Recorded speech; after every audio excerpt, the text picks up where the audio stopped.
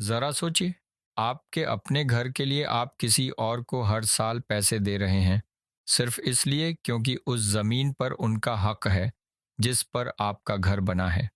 ये lease hold system, जो बर्तानिया में सदियों से चला आ रहा है, कितनी बड़ी नाइंसाफ़ी है ना? और अब ये सिस्टम ख़त्म होने की दहलीज़ पर है। लेकिन सवाल ये है, आखिर ये लीज़ होल्ड सिस्टम है क्या? और इसे ख़त्म करने की इतनी हड़बड़ी क्यों है? इस फैसले का असर उन लाखों लोगों पर क्या होगा जो पहले से ही लीज होल्डर्स हैं? और सबसे अहम बात, क्या ये वाकई एक स्थायी हल है या फिर सिर्फ एक दिखावा? आज के वीडियो में हम यही जानने की कोशिश करेंगे। लीज होल्ड सिस्टम की शुरुआत कोई आज की नहीं बल्कि सदियों पुरानी है। ये सिस्टम ऐसा है कि अगर आप किसी लीज होल्ड प्रॉपर्टी को खरीदते हैं, तो असल में आप उस ज़मीन के मालिक नहीं होते, बल्कि एक तरह से किराएदार होते हैं। आपको उस ज़मीन के असली मालिक को हर साल ग्राउंड रेंट और अलग-अलग सर्विस चार्जेस देने पड़ते हैं। अब आप सोच रहे होंगे कि ये सिस्टम इतना बड़ा मसला क्यों है?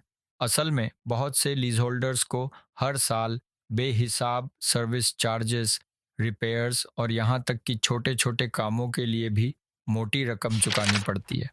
और ये रकम हर साल बढ़ती रहती है, जिसके चलते बहुत से लोग फाइनेंशियली परेशान हैं।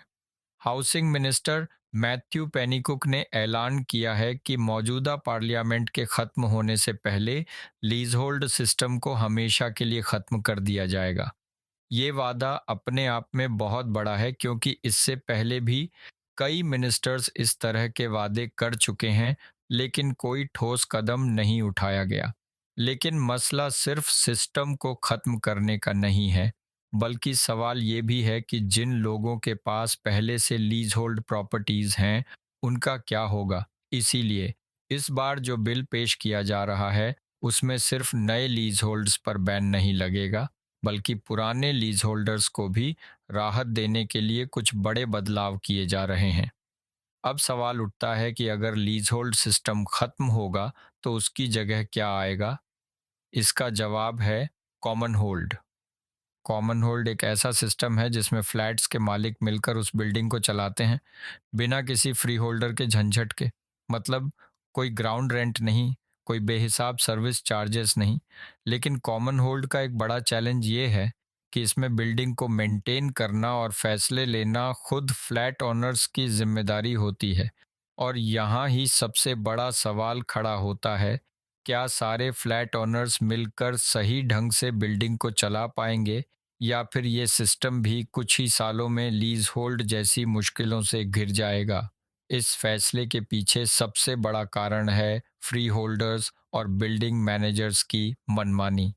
एमपीज का कहना है कि बहुत से फ्री होल्डर्स बेवजह के चार्जेस और रिपेयर की मांग कर रहे हैं, जबकि असल में कोई काम नहीं हो रहा। ऐसे में सवाल उठता है, क्या इस नए बिल के बाद फ्री होल्डर्स और मैनेजर्स की पावर खत्म हो जाएगी, या फिर वो किसी और तरीके से लीज होल्डर्स को फंसा लेंगे? और क्या इस बिल के बाद लीज होल्डर्स को सच में राहत मिलेगी, या फिर ये सिर्फ एक और सियासी वादा बनकर रह जाएगा? एक और दिलचस्प पहलू ये है कि इस बिल को लाने में इतनी देर क्यों हुई। असल में पिछली सरकार में माइकल गोव ने भी लीज होल्ड सिस्टम को ख़त्म करने का वादा किया था, लेकिन डाउनिंग स्ट्रीट की दखलंदाजी के बाद उनके सुधारों को कमज़ोर कर दिया गया।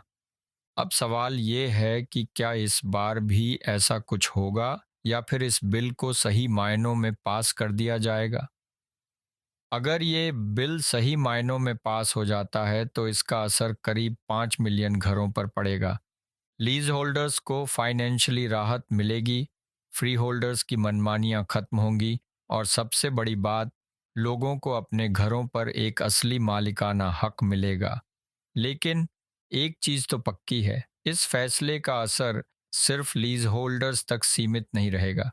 ये पूरे हाउसिंग सिस्टम को बदल सकता है, और इसीलिए इसे सही तरीके से लागू करना बेहद ज़रूरी है।